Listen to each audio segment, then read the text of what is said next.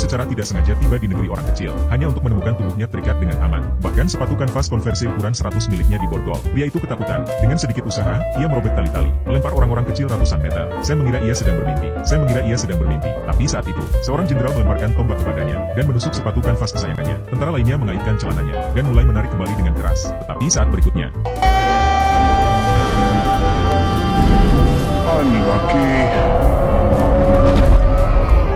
Sam pingsan tak sadarkan diri. Kemudian anak-anak itu membawanya kembali ke istana. Para penduduk desa yang penasaran, semuanya berkumpul di sekitar. Mereka mengira Sam adalah alien. Ketika mereka tiba di istana, mereka menempatkan Sam. Untungnya raja tidak tertarik padanya. Sebaliknya, ia memperlakukannya seperti seorang budak, dan menyuruhnya menggarap tanah di luar istana. Tapi saat itu, pasukan musuh tiba-tiba menyerbu istana. Mereka hendak menculik sang putri. Mendengar alam, Joe bergegas mengembalikan Sam. Dan begitulah, Sam berjalan kembali ke istana dengan kecepatan yang lucu. Pada 30 mil per detik ke istana. Tetapi Joe, dalam usahanya untuk memenangkan hati sang putri, ia memerintahkan agar tidak ada seorang pun yang ikut campur. Ia akan pergi menyelamatkan diri sendirian. Tapi Mike panik. Dia berpikir bahwa pada saat Joe sampai di sana, mereka akan membawa pulang sang putri. Jadi ia mengambil alih dirinya sendiri untuk melepaskan Sam, dan memohon kepadanya untuk menyelamatkan sang putri. Putri orang kecil ditangkap oleh musuh. Untungnya, Sam si raksasa tiba tepat pada waktunya. Musuh itu dilemparkan ke dalam air dengan mengangkatnya dengan lembut. Sang putri berhasil diselamatkan.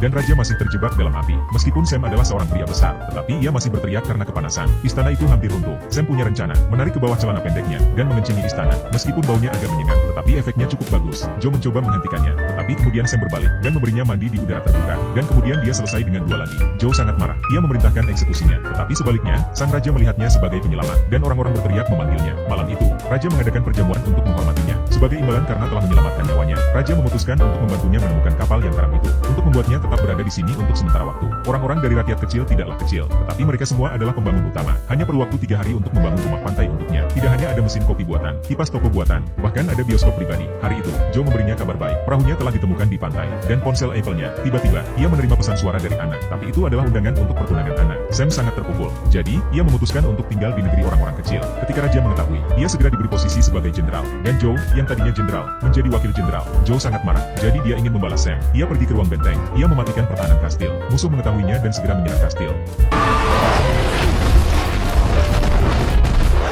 Pria ini melepas sepatunya yang berukuran 100, menuju kapal musuh. Ia mencoba membujuk kedua belah pihak untuk berjabat tangan dan berdamai. Tetapi musuh tidak memberikannya kesempatan untuk berpikir 2 kali. Dia melepaskan tembakan, tetapi peluru menghantam tubuhnya. Tetapi peluru-peluru itu mengenainya, dan peluru-peluru itu membekas di perutnya. Dengan sedikit kekuatan, memantul langsung kembali.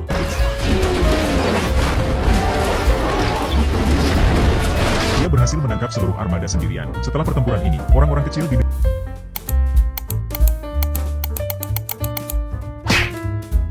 negara itu bahkan lebih mengagumi Sam. Tidak hanya posternya yang terpampang di seluruh kota, mereka bahkan mengadakan konser untuk menghormatinya. Joe menyaksikan apa yang menjadi miliknya diambil darinya. Dia sangat cemburu. Jadi, dalam kemarahannya, ia membelot ke musuh. Dan dia memberi musuh manual untuk membuat baju besi prajurit besi Sam yang hilang. Musuh juga jenius dalam membangun. Ia membangun baju zirah hanya dalam 1 hari. Jelas bahwa Sam bukan tandingannya. Dia dipukuli sampai babak belur. Ia mengibarkan bendera putih dan menyerah. Kemudian ia diikat ke tiang pancang, dan dikirim ke pulau lain. Tetapi ketika ia sampai ke pantai, ia mendapati bahwa bangunan-bangunan itu sangat besar. Dan sebelum ia menyadarinya, sebuah cangkir diletakkan di atasnya. Dan ketika ia terbangun, untuk menemukan dirinya berpakaian sebagai seorang putri cantik. Dan saat itulah, rumah itu tiba-tiba berguncang. Seorang gadis kecil muncul di depannya. Ternyata kali ini ia telah datang ke negeri para raksasa. Dikurangi menjadi boneka untuk hiburan seorang gadis kecil. Tidak hanya dia dipaksa makan, dia harus ditidurkan dengan resusitasi jantung. Dia bahkan mempraktikkan pernapasan buatan dengan boneka-boneka lainnya. Ketika gadis itu lelah bermain dan tertidur, Sam kemudian menyelinap keluar, menemukan parasut di punggung boneka kerangka. Dia pergi ke jendela, dia melompat keluar jendela dan melarikan diri. Dia kembali ke negeri orang-orang kecil. Dia mengetahui bahwa anak yang disukainya juga ada di sini. Kali ini ia menemukan keberanian untuk menyatakan cintanya, dan berjanji untuk tidak menjadi pengecut lagi. Bertekad untuk menyelamatkan Lilliput, Sam mengambil tantangan lagi. Tetapi ia masih belum sebanding dengan Joe. Dia akan disetrum. Pada saat yang tepat, Mike dari Lilliput telah melangkah maju ke depan,